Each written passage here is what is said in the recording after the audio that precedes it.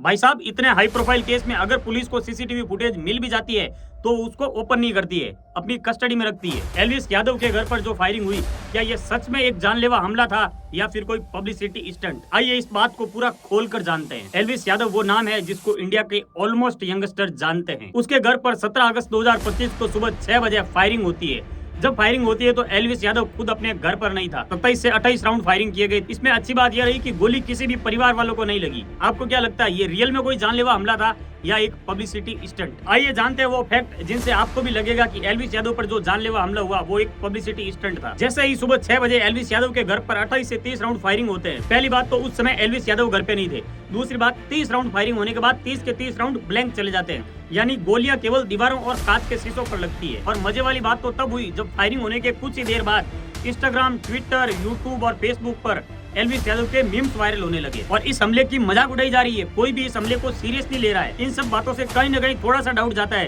कि ये हमला प्री प्लान था। भाई अब तो बात उल्टी पड़ गई। सिंपैथी के लिए किया गया पब्लिसिटी स्टंट और जानलेवा हमला मीम में कब कन्वर्ट हो गया, एल्विस यादव को खुद ही पता नहीं चला। और थोड़ी देर बाद ये खबर हत्या चढ़ गई मीडिया के। अब भारतीय मीडिया है तो कुछ तो मसाला लगाया जाएगा। स्टार्टिंग में बताया गया कि 25 राउंड फायर हुए, फिर थोड़ी देर बाद ये 27 राउंड हो गए, थोड़ी देर बाद ये 30 राउंड हो गए। धीरे धीरे फायरिंग की संख्या बढ़ने लगी। भाई इतना मेलोडी ड्रामा तो कोई ड्रामेटिक क्रिमिनल सीन में होता है या फिर मूवीज को क्रिएट करने के लिए दिखाया जाता है। असल लाइफ में अगर जानलेवा हमला हो तो पुलिस और मीडिया दोनों के पास एग्जैक्ट फिगर तक नहीं आता है कि कितने राउंड फायर हुए हैं। इन सब को देखकर कहीं न कहीं ये नहीं लगता है कि ये केवल टीआरपी और बच के लिए पब्लिसिटी स्टंट किया गया है। खैर इस बात में कहां तक सच्चाई है ये तो खुद एल्विस यादव या फिर पुलिस और या फिर वो फायरिंग करने वाले ही बता सकते हैं। हम तो केवल अंदाजा लगा सकते हैं। उसके थोड़ी ही देर बाद एल्विस यादव के घर की सीसीटीवी फुटेज वायरल हो जाती है। भाई साहब, इतने हाई प्रोफाइल केस में अगर पुलिस को सीसीटीवी फुटेज मिल भी जाती है तो उसको ओपन नहीं करती है, अपनी कस्टडी में रखती है। और एल्विस भाई के तो सीसीटीवी फुटेज थोड़ी देर में इंस्टा, यूट्यूब, फेसबुक पर ट्रेंड करने लग गए। जहां देखो वहां एल्विस यादव के घर की फायरिंग बताई जा रही है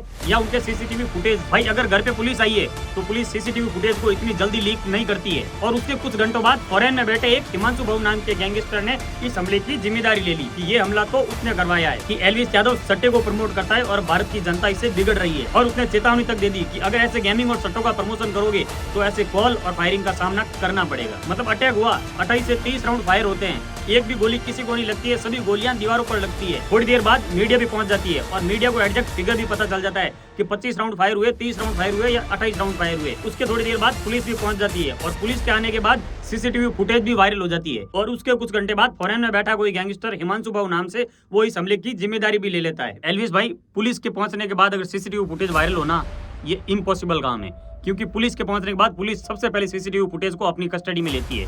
इतनी जल्दी वो फुटेज लीक नहीं होते हैं। मतलब ये ट्रेंड बन गया है कि हाई प्रोफाइल कंट्रोवर्सी अपनी तरफ रहनी चाहिए। इससे थोड़े दिन पहले यही हरकत फैजलपुरिया के साथ हुई थी, जो एल्विस के फ्रेंड है। मतलब हाई प्रोफाइल जो कंट्रोवर्सी है वो इनके ऊपर रहनी चाहिए, विवादों में रहना चाहिए। वीडियो से सुर्खियों में आओ ना हो, विवादों से सुर्खियों में आए रहो। दोस्तों ये बात सोचने की, जैसे ही एल्विस यादव के घर पर अटैक हुआ तो पहला एल्विस यादव घर पे नहीं थे, दूसरा एक भी गोली घर के किसी मेंबर को नहीं लगी, ना ही कोई घायल हुआ, ना ही हाथ पैर में गोली लगी। सभी गोलियां घर की दीवारों पर या कांच पर लगी। तीसरी बात, मीडिया हाथों हाथ आ गई। चौथी बात, मीडिया ने मीम बनाना स्टार्ट कर दिया, कंट्रोवर्सी स्टार्ट हो गई, मतलब हाई प्रोफाइल पब्लिक कंट्रोवर्सी। पांचवी बात, पुलिस आ गई, लेकिन पुलिस के आने के बाद भी सीसीटीवी फुटेज वायरल कैसे हुई? पुलिस के आने के बाद पुलिस सबसे पहले सीसीटीवी फुटेज को अपनी हिरासत में लेती है। भाई हो सकता है ये पब्लिसिटी स्टंट हो जिसकी वजह से हाई प्रोफाइल कंट्रोवर्सी अपनी तरफ ध्यान खींच सके। हो सकता है ये क्रिमिनल एक्टिविटी भी हो, एक सच्ची घटना, लेकिन इसमें पब्लिसिटी स्टंट का कुछ न कुछ मसाला तो जरूर लगाया गया है। आपको क्या लगता है कमेंट करके जरूर बताना और चैनल सब्सक्राइब जरूर कर देना। फुल वीडियो चैनल पर डाल दिया गया है, जाओ और देख के आओ।